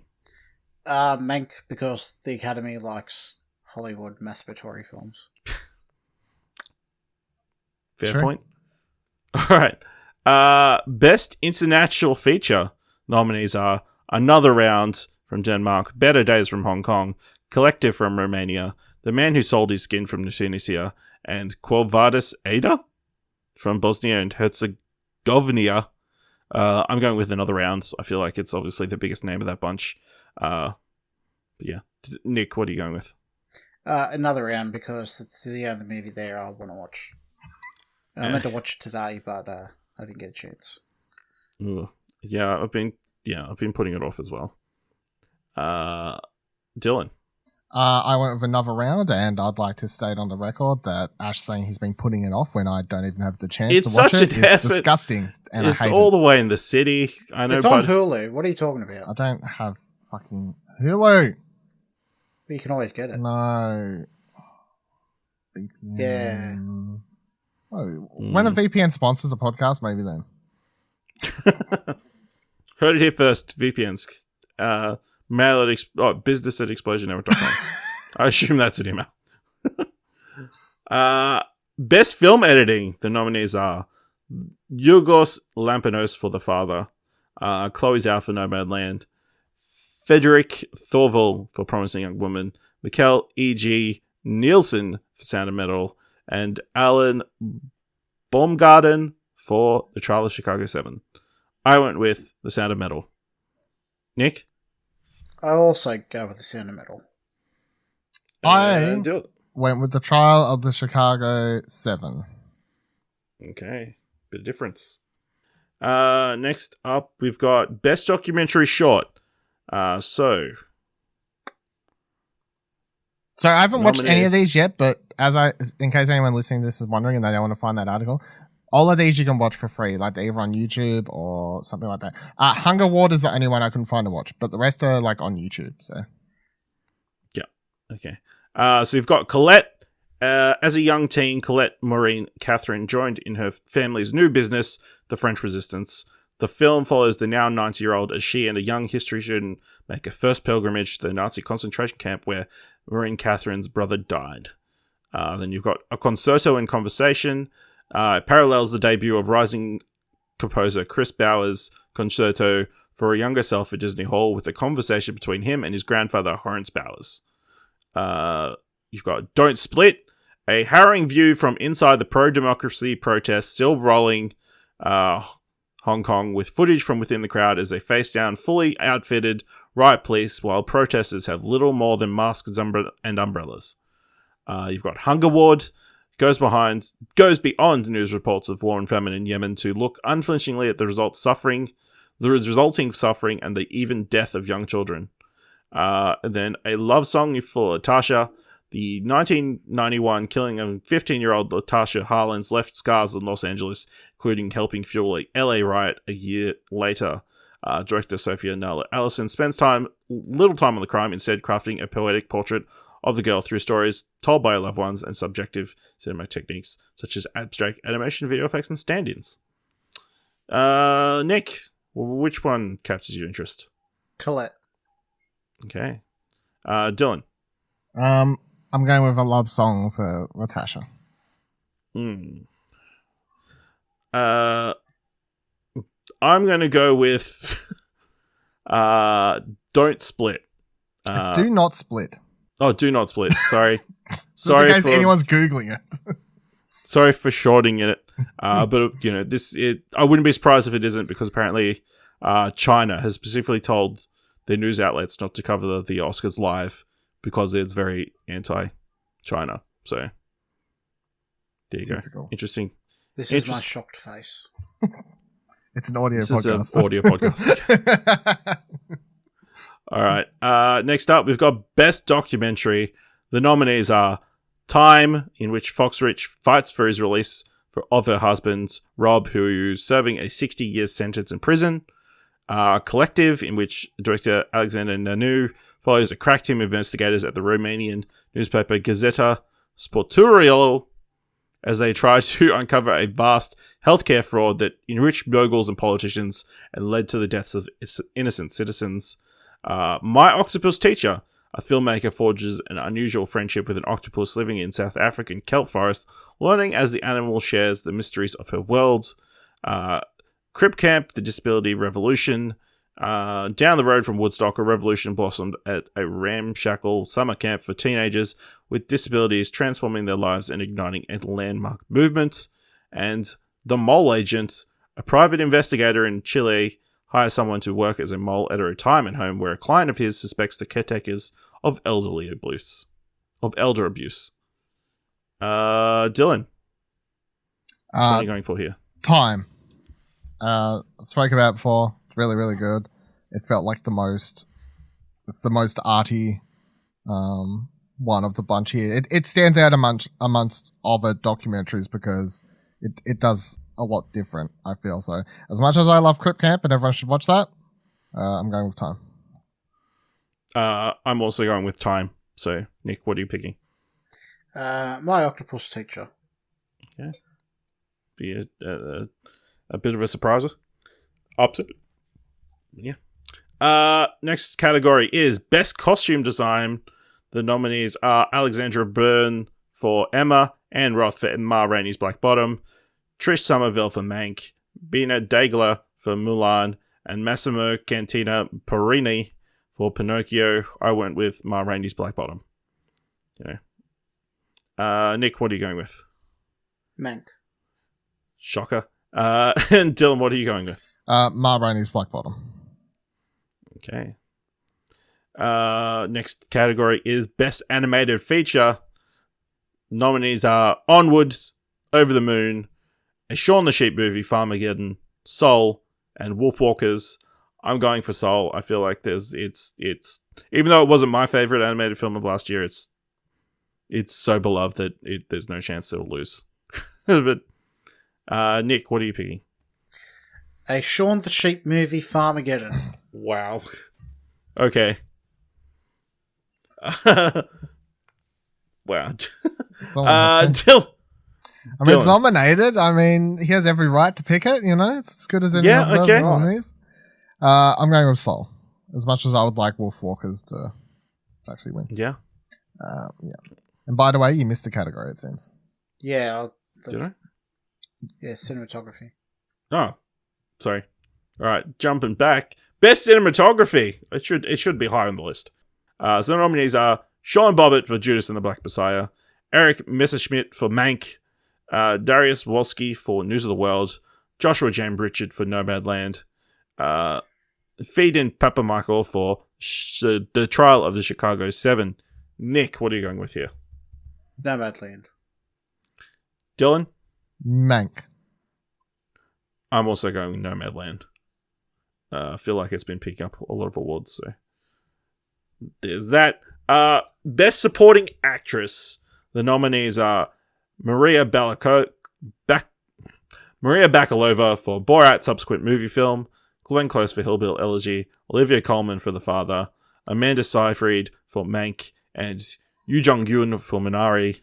Nick, what are you going with? Maria Bakalova. Okay. Dylan, what are you going with? So I was originally just going to go for Maria because I'd love that, but then I watched The Father, so before recording I changed my nomination to Olivia Colman. Ooh.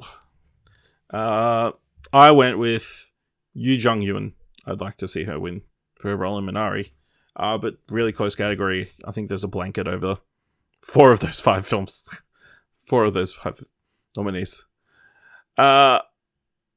Next up, we've got Best Actress. The nominees are Viola Davis for Ma Rainey's Black Bottom, Andra Day for The United States vs. Billie Holiday, Vanessa Kirby for Pieces of Woman, Frances McDormand for Nomadland, and Carey Mulligan for Promising Young Woman.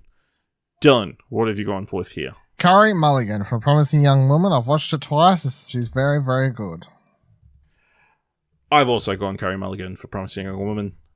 What are you going with, Nick? That's not the answer. Yeah, whatever you pick. What did we pick? Just copying our answers now. Carey Mulligan. Wow. Didn't you see Nomadland? Yeah, I didn't like it. But you saw it, so I should have... Yeah, so should That's you true, vote for it? that's how much I didn't like it.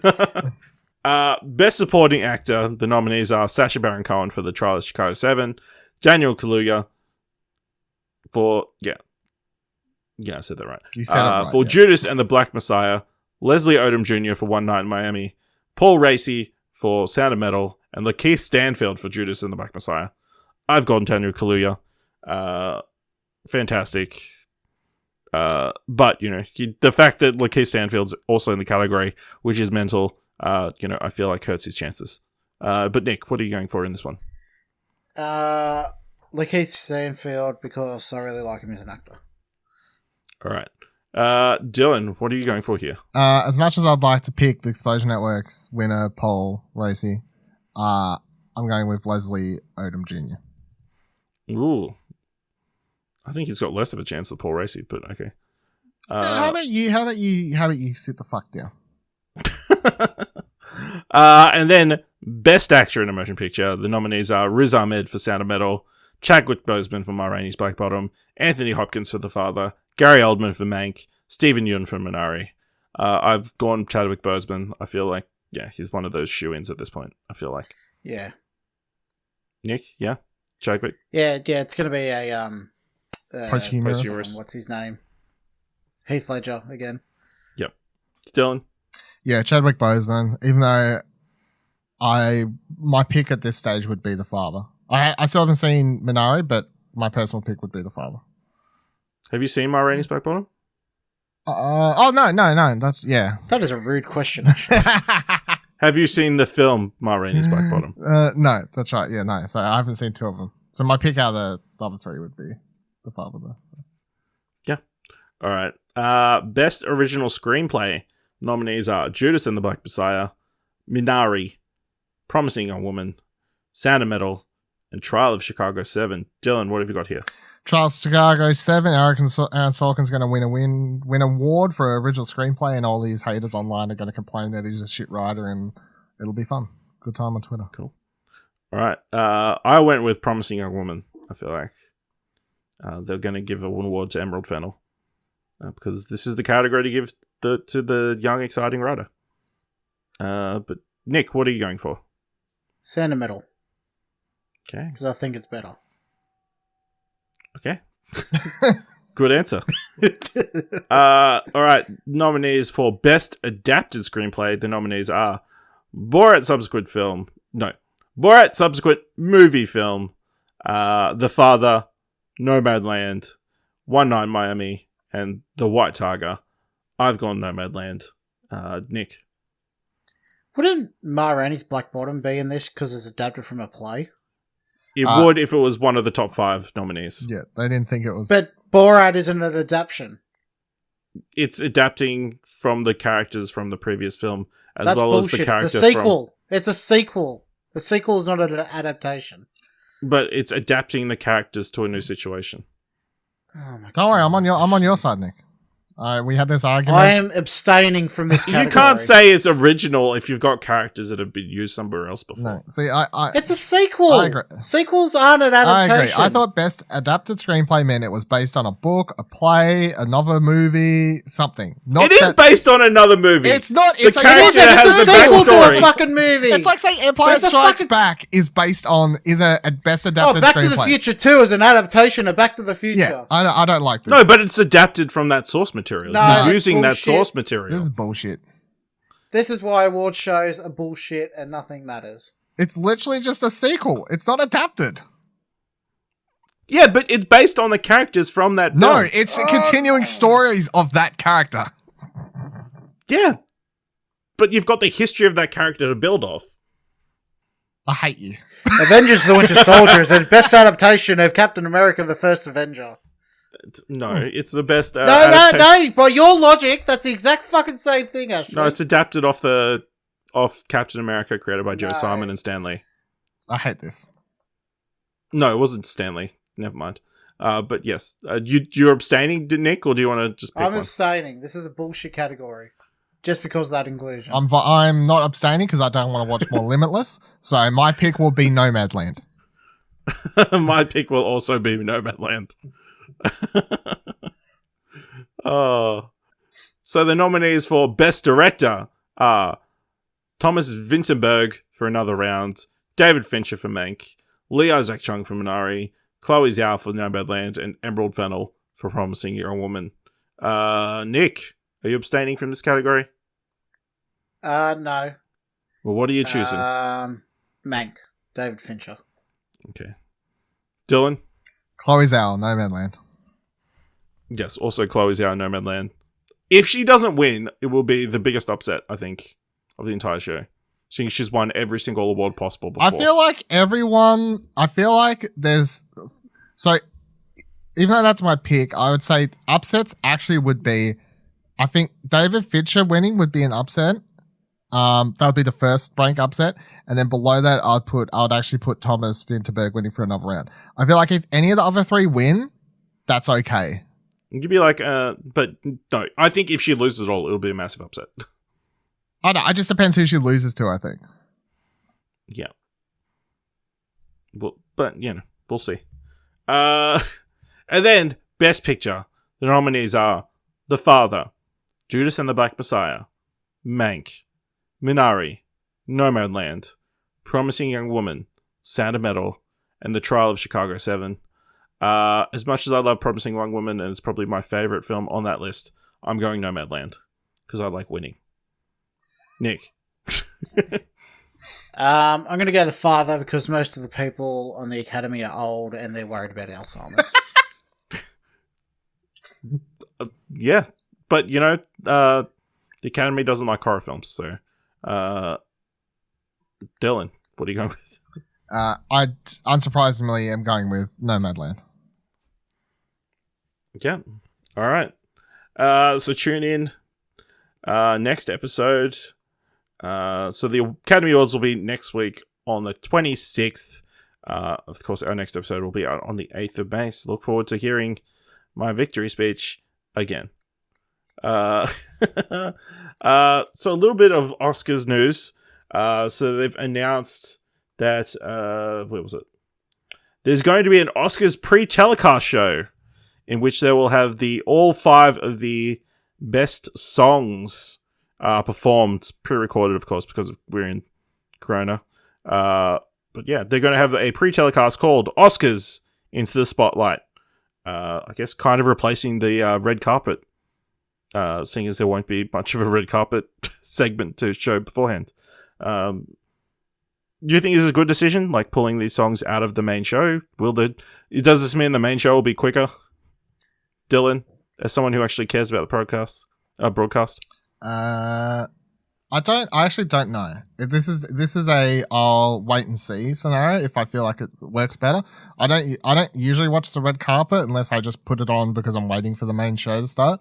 I personally don't really care about the red carpet, and I mean, we haven't really talked about it, but my 2 cents on red carpet is I understand on one side there's people generally interested in fashion and, maybe like people aspiring to be into fashion and they want to hear people talk about their outfits. And I think that's fine. The part that annoys me about the red carpet show is generally just the questions that the celebrities get asked and that type of celebrity bullshit questioning and like, oh my God, I heard you're pregnant now. Like all that, like all that like sort of drama, bullshitty type shit. News stuff. Yeah, that stuff I don't like. So like I appreciate that maybe people are interested in fashion and I kind of wish that people could get that, but yeah, no. So like, this sounds better than that for me, anyway.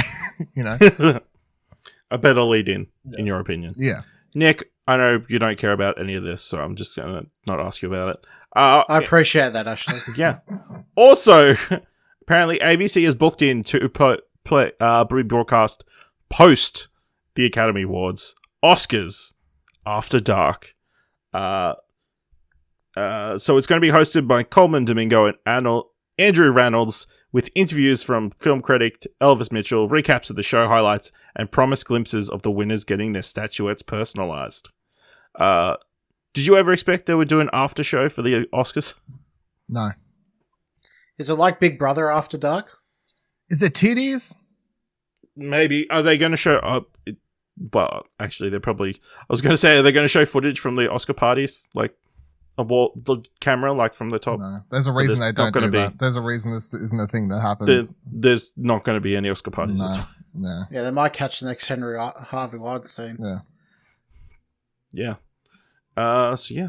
Of course, other news of Nomadland picked up the DGA awards, picked up the BAFTA. So further credence to Nomadland probably picking up a bunch of awards on the night. Yeah, so that's all our Academy Awards discussion. We'll be coming back to it, I guess, in a couple of weeks. So interesting news, I guess, for the Australian industry.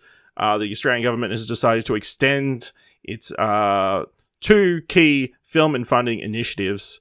The highly effective $50 million temporary interruption fund will be extended for a further 6 months to provide coverage for productions that commence principal photography prior to the 31st of December 2021, and the government will also retain the 40% producer offset for feature films with the theatrical release. In addition, as announced, the government will raise the producer offset rate from 20 to 30 for eligible formats such as drama and documentary content, television, and streaming platforms. So this all leads into the big news of day of release, that a lot of this funding is at day of recording. Yeah, that's the words.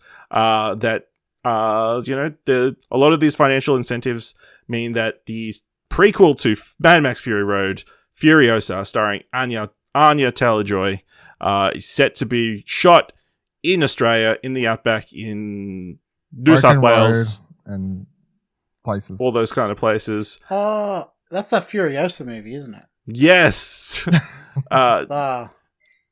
Directed by George Miller, and they'll start shooting in June. Of course, we knew about the film. It was kind of announced back in October when they announced Anya Taylor-Joy would be playing the role of Furiosa, originated by Charlize Theron. Also going to be starring Chris Hemsworth and Yahya Martin Abdul II. But yeah, another good sign for the Australian industry, I think. It says it's going to have like 800 something jobs, inject however many thousands of dollars into the local area or whatever. So yeah, a lot of those jobs will be like medics trying to make sure they're not dying, filming the scenes. Make sure they can get to them quickly when they're doing these crazy stunts that they're going to be doing, hopefully, in this film. If it's anything to go on Fury Road off. But yeah. Really exciting times for the Australian industry. Obviously, they've got so many projects, I think, at the moment from overseas, obviously, seeing as Australia's one of a few places you can film. Can film without excessive restrictions. Yeah. Yeah. So, Australia doing really well in that sense. One of the very few senses that we're doing well at. Yep. That's true. We're the new Hollywood, just the entire Australia. Problems and all. Yep. Interesting story over in the States. Predator screenwriters are suing Disney to recapture the rights. So Jim and John Thomas, the brothers who wrote the 1987 action film Predator, have filed a lawsuit seeking confirmation of successfully recapturing the rights to the franchise.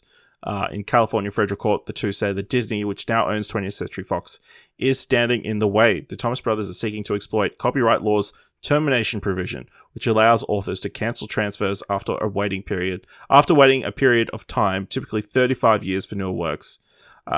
Given the time frame, studios are facing the prospect of losing franchise rights to many iconic works in the 1980s. Of course, Disney had been eyeing a reboot with 10 Cloverfield Lane director Dan Trachtenberg on board. But yeah, could this be a massive shift in the industry? Obviously, so many of those 80s films are still kicking around. Are still franchises that are... I don't really understand. Kind of relying on. Yeah, I don't quite understand what's going on here. So, after 35 years or whatever, I guess the copyright can potentially revert back to the original authors. Well, what's the small text? Like, what's the how? Like, is it just 35 years past, they get it back? Surely that can't be the... I think it is. I'll admit, I didn't read too much into this because it is a lengthy legal document. But it's similar to Friday 13th, I believe, was recently had a similar copyright termination dispute. Yeah, that's why the game had so many issues as well.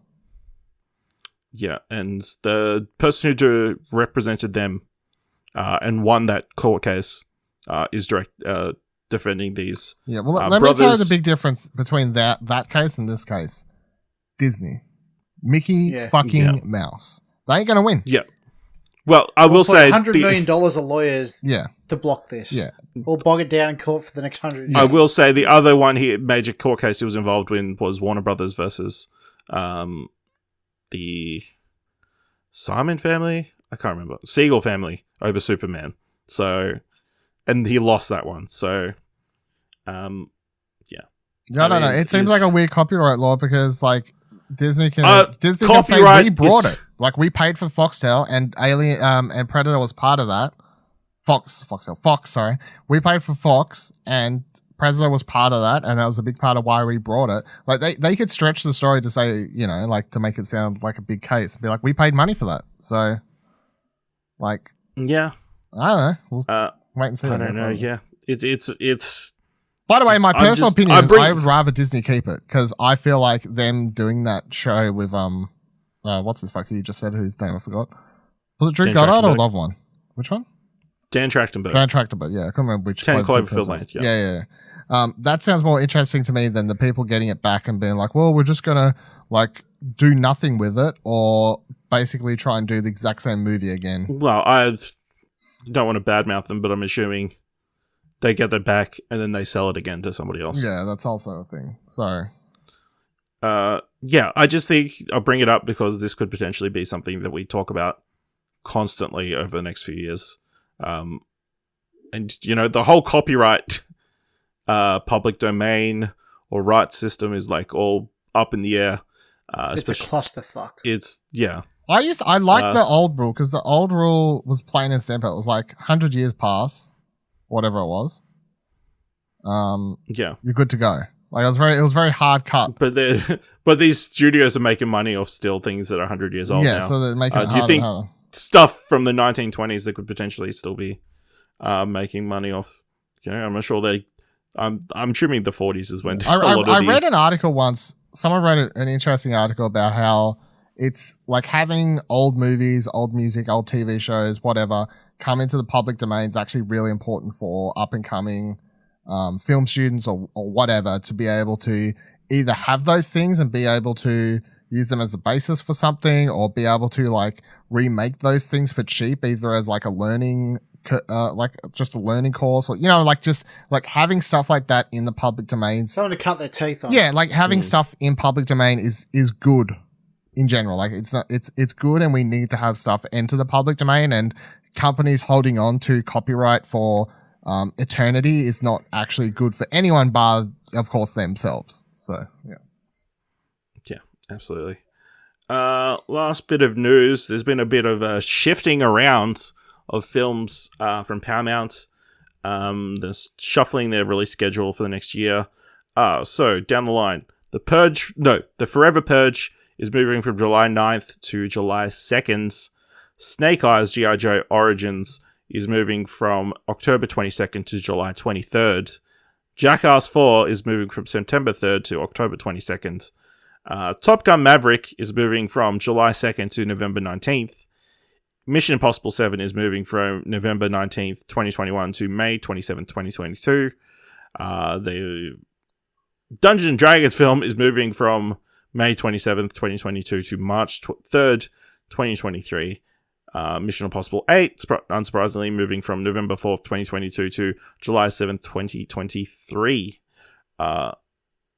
Interesting that they've pushed up Forever Purge and Snake Eyes, I guess, to push back Top Gun.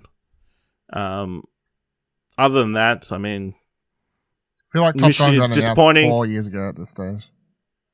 Yeah, I think that might be just trying to get Tom Cruise to finish all his work on Mission Impossible to a certain degree. Get those two films shot back to back, and then he can do his big. I believe he wants to go on a big world tour to promote Top Gun, if that's going to be a thing to be able to do. But yeah, disappointing that we won't get Mission Impossible this year. But yeah. Hopefully, that's the end of delays for the rest of the year. Fingers crossed. All right. Now it's time for Bad Idea of the Week. Listen, guys. One of the hottest digital crazes of 2021 is set to make an impact in Hollywood. Aku, a young black astronaut NFT character created by Michael Johnson, an artist and former MLB player, has been optioned by TV and film projects. Has been optioned for TV and film projects by anonymous content and permanent content a joint venture of Shawn Mendes and his manager, Andrew Gertler. Yes, ladies and gentlemen, they are making a film out of a non-fungible token or NFT. So, on our bad idea scale of 1 being fine, 10 being good, where does this one sit? 1. This is a good idea? No, are we switching it? Do you switch the scale? 1 is good. 1 is good. 10 is bad. Oh, okay, 10. It's how bad is it? It's a 10. Man. Nick, how do you feel? I mean, is the movie going to be about the NFTs, or is it just... It's about this character, a young black man with an astronaut helmet. Because if it's got nothing to do with NFTs, I can't see why it doesn't have the potential of being a good movie. Just the fact that NFTs exist is the bad idea. I think, yeah, that's a valid point. So if you see, that's the NFT character, little black child with a space helmet on it. Yeah. Yeah, so I mean, I'll give it a 5. It can go anyway, I reckon. Yeah, space even. The only bad thing about this is that it possibly promotes more people to do NFTs on the off chance that people buy rights to it. I reckon we could sell this podcast episode as an NFT. As an audio NFT, yeah. One person gets the authentic file, and then everybody else gets copies, I guess. Is that how these work? Yep. Well, from the video I watched on Corridor, that you own... I mean, you don't really own anything. No. So we would sell... Because the artist retains the copyright. Yeah. You're basically just buying a copy of a picture. I mean, you claim the original version of the copy, though. Like a person gets original version of the copy. It's the internet. Why did, the actual Mona Lisa cost more than the copies of Mona Lisa, which you can easily, I would imagine. But it's it works digital the same piece way. of art. I mean, it is stupid in my opinion. A copy is exactly the same thing. Is it though? It just depends if other people are willing to put worth on it. The NFT of Thesis. I mean, yeah, it's dumb. What are you going to do? Somehow this has become a thing. All right, let's move into this week's What Do You Want to Watch? Top 3. Just to detract, I was reading an article that apparently this NFT and Bitcoin stuff has negated the benefit that all solar and wind energy is given to the world. Sounds about right. Yeah, I've read that. I don't know how that works, but okay, I'll believe you. Well, it draws more energy than the renewables output. How, if it's just a digital file? The way that the blockchain works and Bitcoins and everything. Because the way the computers constantly have to be mining stuff. It's been long known that Bitcoins and like farming or whatever has been like one of the biggest like new age ways of just like constantly burning energy, basically. But wouldn't those computers be running like anyway? 1830-80s running 24/7. Fucking 24/7. At 100% capacity. Yeah. Yeah. All right. Now let's move into the What Do You Want to Watch? Top 3. Definitely in the top 3. So this week's pretty simple. Oh, that's what I love to hear. No, I forgot I wrote the list. Oh, I forgot this was a thing. That's what I love to hear. Because I wrote the list right before we recorded, because I forgot about it. This week, pretty simple. This week we're going top 3 Academy Award Best Picture winners. So, I thought I'd slim it down to 94 potential films for your top 3s. So Nick, seeing as you've got it written down, what's your number 3? Number 3 on the list I wrote, but not in any particular order, is One Flew Over the Cuckoo's Nest. Wow. Why? Because it's a really good movie. I mean, he's not wrong. It is a really good movie. It's a really good movie. It was on my shortlist. So, there you go. It's very... I found it very, I guess, touching. I guess, not so much touching as in like, that's... like heartwarming, but it's a very, I don't know how to, it affects you in a way. Yeah. Like it affects you That emotionally. movie has a lot of love in it by the end of it. Yeah, and one of the best on-screen villains of all time. So That they ruined in a Netflix series. yeah, Sarah Paulson, you go up and down. Yeah. Yep. So the 1975, the 48th Academy Awards winner, produced by Michael Douglas and Saul Zaitz. Interesting. Dylan, what's your number 3? So I would like to state for the record that my list is in order that I chose, and I only picked I narrowed it down to like a top 20, but I was like I need to pick a bit more of a theme here. So then I was like, it can only be movies from Oscars that I remember watching. So like Whatever makes you As happy. in award shows you remember. Yeah. So award shows only I watch. So you narrowed it down to the last 20-something years. Yeah. Okay. So now mine is top 3 best picture winners that made Dylan happy. So can I predict the Green Book, Crash, and The Hurt Locker? If you're doing the worst winners, you're pretty Artist. close to I haven't watched the Artist, so I don't know. $1 Million Baby. No, I think Nick was more. That's a good movie. Nick thematically was all onto the type of best picture winners I don't like. Yes. So my number 3 is American Beauty. The Departed, 2006. Number 3. God damn. Martin Scorsese's big first pickup for best picture. Fantastic film. Of course, it's based on, or basically a spin on. I can't remember what it's called now. Internal Affairs. Thank you. Yeah, but it's a lot better than Internal Affairs. So take that. Leonardo DiCaprio, Matt Damon, Jack Nicholson, all fantastic performances. Mark Wahlberg's just yelling at people. Fucking love that. Irish Murphys, right? No, yeah.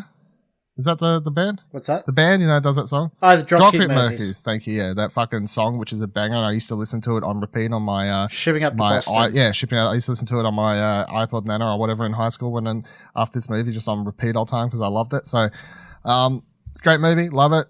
Not my favorite Scorsese movie, but I remember when watching this when he won when I was in high school or whatever, and already been a bit of a a mediocre film nerd or whatever, and being happy that he finally won one. So is your favourite Shutter Island? Favorite Scorsese movie? I know that's hard to pick. I haven't really put much thought into it. It wouldn't be this though. As much as I like The Departed, so I don't know. Shutter Island. Sure, lock it in. All right. My number 3 is Forrest Gump. It's a film that I've watched like a bunch of times because it's been on television. I think I've watched. Yeah, I've lost count how many times I've watched it. Such a good film. Tom Hanks is really great. And it's obviously really good visual effects for the time. Him being cut into like real life footage and that kind of thing. And a really good story and that kind of thing. So, yeah, really. Forrest was all for that white boy summer. Wow. All right, Nick, what's your number 2? It's a review. Silence of the Lambs. Okay. I was like, what the fuck is SOFL? Because I wrote it as an abbreviation. No, this was my introduction to the character of Hannibal. Again, like, known as one of the top on-screen villains of all time, even though, I don't know, low double-digit screen time. Fantastically acted. It's one of my favourite films on the list. Okay. Dylan, what's your number 2? I don't have to give a reason. It helps. Dylan, what's your number 2? My number 2, No Country for Old Men.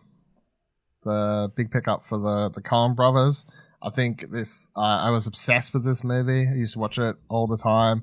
Javier Bardem's performance was just like one of the best villains I think I'd ever seen on screen, kind of thing. And I also think this movie sort of introduced me to the idea of a what do you call it? Like a neo Neo-Western. western? Yeah, thank you. Yeah, like I when I was younger, I was like westerns don't really like them, blah blah blah blah. And then this came out, I watched it, I was like I like this, and then I remember reading like Empire magazine, they're like neo west, and all this sort of terminology and stuff. I'm like, oh, maybe I do like some westerns or something like that. So, this was a great win for them, and a fantastic movie that still holds up. And if you haven't watched it, you should watch it. Cool. So my number 2, I think, is probably recency bias, but it's got to be Parasite. What a fantastic film! You know, like a fantastically built film, such amazing characters. It twists and turns you didn't see coming and didn't even think to expect. And then it's got all the subtext and everything, and fantastic cast across the board. Everybody's stellar. Bong Joon-ho.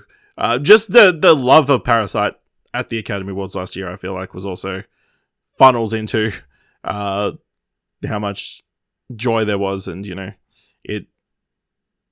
impact. It's how much love that film got, and in hindsight, like how much of a win that was for Asian people in a year where they were not going to be treated very well. It was a high point. And yeah. So if you want to hear our discussion of Parasite, you can go back and listen to episode 52. Can you believe Parasite won Best Picture? Where me and Dylan talk about Parasite and what did we end up watching. Rip. Dylan, Nick, what's your number 3? No, what's your number 1? Or what's the last one on this your is list? my actual number 1 because it's my favourite film on the list. It's The Departed. My favourite Scorsese film. Just for all the reasons Dylan talked about earlier. It's just, I love this film. I can watch it any day of the week. Whenever it's on, I'll just sit down and watch it. It's endlessly enjoyable. Twists and turns. Yeah. Even though it's an adaptation, I just think it's a fantastic film. Cool. Dylan, what's your number 1? My number 1 should come as a surprise to no one. It's La La Land by Damien Chazelle. It won Best Picture in 2016. For like 5 seconds. What? No, it won Best Picture. No, that was Moonlight. No, I think you're mistaken. They clearly read out La La Land and I turned the TV off. So I think you'll find that La La Land was a Best Picture winner in 2016, which makes it nominable for this top 3 category. What are you trying to pull? Sir, I declare bullshit! Listen, what are the rules on this? It's what's the actual winner, not what what's her face. I'm glad this is recorded so everyone can is witnessing the utter shenanigans that Ash is pulling on me right now. Isn't this just show the bullshit of the Academy that fucking Borat's nominated for adapted screenplay and La La Land didn't win? Bloody outrageous. I can't help it that Warren Beatty and Faye Dunaway were given the wrong envelope. All right. This is outrageous. What do you want me to say? Oh, I don't know. I had a runner-up. Did you have a backup number? I had a backup in case 4? she tried to fuck me, because of course she would try and fuck me, even though technically it was a winner for a short period of time, which means that it should have been eligible for this top 3. So my runner-up. I mean, they announce winners of different things all the time. Yeah, and realize they did the wrong thing. You think they get it right by now? You would think they just keep fucking around. What is it? They're just trying so hard to be secretive that they screwed themselves up. But I guess one time in 94 years, that's pretty good.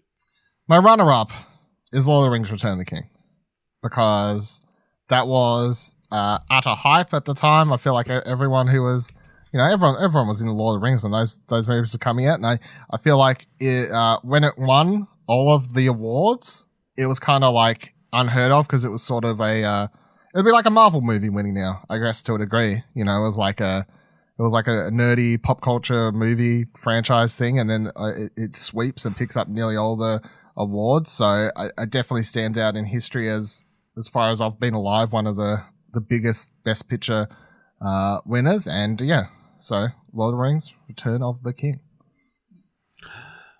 the best Lord of the Rings. Good answer. Listen, wrong. I think this is the first so far. Dylan, my number 1. Lord of the Rings: Return of the King. Oh, there you go. Not Not winner La La of Land? 11 You don't want awards. to tie me for La La Land? Or? Okay. no, La La Land's not in the top 3. Yeah, fantastic film. Obviously, the culmination of the whole story. Yeah, kind of. It is crazy that it won so many awards. I feel like it. Obviously, I feel like to a certain degree it was given for the trilogy. That a lot of these things, seeing as they were all shot back to back. But yeah, very deserving, a fantastic film. Like you said, yeah, I might be more leaning towards more Two Towers, but Lord of the Rings, Return of the King, very good as well. Yeah, fantastic film. If only it didn't have 17 endings, then maybe it would be. Keep showing your toes. Keep showing your toes. Just when you're about to walk out, it keeps going. I still haven't watched the extended cut, so when I do that, I'm looking I forward haven't. to see if there's 30 endings. One day. All right. Well, that brings us to the end of this episode of What Do You Want to Watch? How do I end this podcast?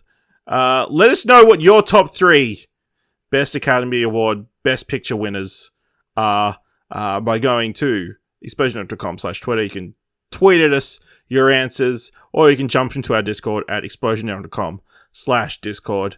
If you want to help us out, leave us a review either on Apple Podcasts or on Podchaser, or tell people about the show. Tell them how much Dylan loved Limitless. That's what's to take from this episode. If you like this episode, $1 worth $1, head on over to our Ko-fi page at explosionnetwork.com/support and buy us a coffee. Every little bit helps keep the servers running, and those servers are not running as hard as those NFT computers, I'm assuming. Is that right? No. Definitely not. Not having as big of an impact on the internet, No. on the environment. Yeah. So it's a better investment than buying an NFT, giving money to us, is what I'm saying. So we can buy NFT. Well, I'm not planning on buying any NFTs, so. No, I don't think we'd get that much. So thank you very much for listening, and until next time, keep watching stuff, I guess. Buddy Watson just sent me his list. It's Jaws, La La Land, and Jaws, in case anyone wanted to know. I don't know if Jaws the best picture winner? Let's just presume it was, for as long as La La Land. Has a musical ever won? Sound of Music. Yeah, West Side Story. West Side Story, Sound of Music, yeah. Jaws did not No, win. Jaws was nominated. Yeah. It lost to One Flew Over the Cuckoo's Nest. Ah, yeah. Of course. The better movie.